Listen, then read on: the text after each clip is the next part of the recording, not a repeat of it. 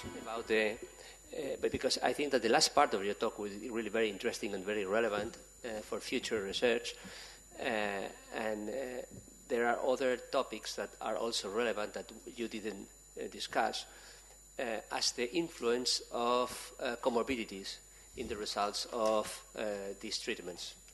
For example, the age, this is not a comorbidity, but it's an important clinical factor, or diabetes, or hypertension. Do you have any information or any idea, or do you think that this could be important in as a determinant of the outcome of these cardioprotective treatments? Yeah, that's obviously the most important question.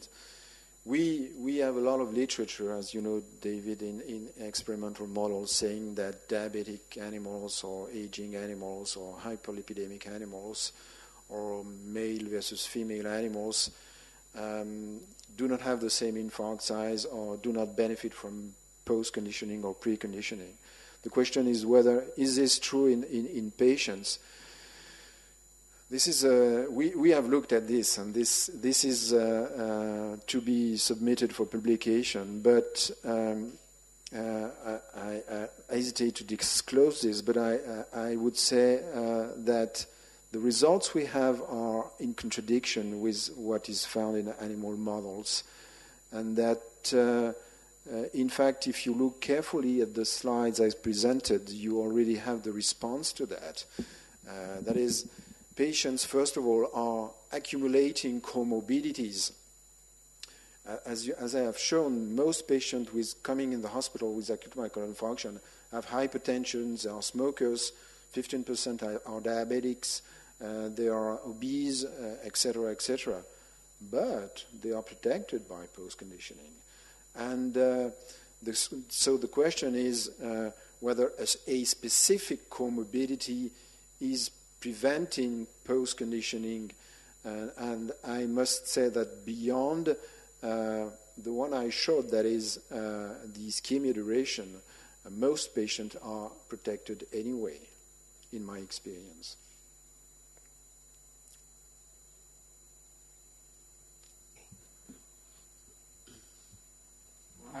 Hi, congratulations. I found the talk very, very interesting. I'm not a cardiologist, I'm an internist, and I was wondering, I would like you to clarify one thing, because you just showed the first slides that in that experiment you performed in patients occluding the artery, that you really showed that the area of infarction was reduced by this technique. And afterwards you said that this is hard to implement in clinical practice, and in the second part of your talk, you've nicely shown that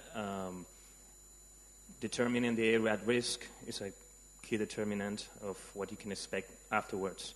And we've just seen by a presentation and in a presentation before by a junior cardiologist here that probably one of the best ways to measure the area at risk is by angiography at the very same moment of. And I was wondering, why would it be better to try a drug in this setting that you give to the patient before measuring the area at risk? Why would that be better than trying a treatment, an angiography treatment of a post-conditioning angiography treatment? Your question is whether we should prefer to use pharmacological agent that post-conditioning with... Taking into account that measuring the area at risk is a key determinant of the success of the treatment.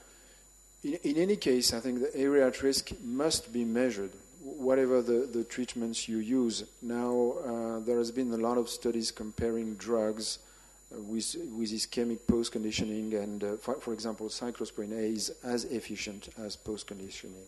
So whatever the organ, it's also true, what I've shown is in experimental models is also protective in the brain, in the liver, in the skeletal muscles, in the kidney. Post-conditioning is protective everywhere.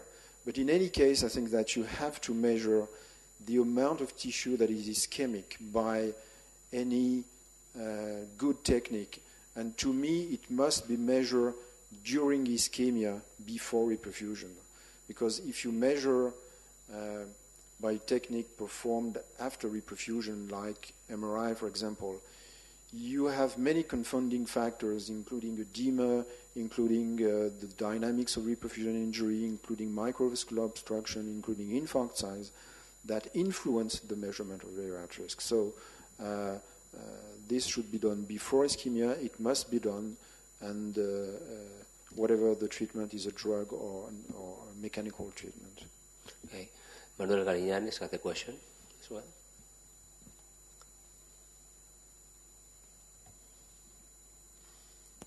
Michel, you've been working with postconditioning and as well preconditioning. Mm-hmm. Both seems to share the same mechanism, underlying mechanisms, and they seem to be as potent. And have you tried already to combine the two procedures and to have a better result? Yeah, we should try to combine them. Well, preconditioning, at least in animal models, is always more potent than postconditioning for some reason. They share some aspect of the mechanism, including the PTP influence. In clinical practice, as you know, as a surgeon, you can apply preconditioning, but in acute myocardial infarction, unfortunately, we cannot. What we can do is set up or use drugs that are supposed to be cardioprotective anyway, and that in case of if a coronary artery disease patient would develop infarction, then the drug would be on board and he would be protected by on the background level. But there is in clinical condition, except in surgery, I don't see any way to combine pre and post conditioning except surgery. Okay, we must end the discussion here, but stay there because I think that you will receive something. Okay. Please. I would like to also to congratulate for your presentation. It has been really nice and clinical, I will say. And we have just a present for you. There's a famous painter here in Catalonia, that's Perico Pastor, that has made this especially for that occasion. And it will be my pleasure to give you that.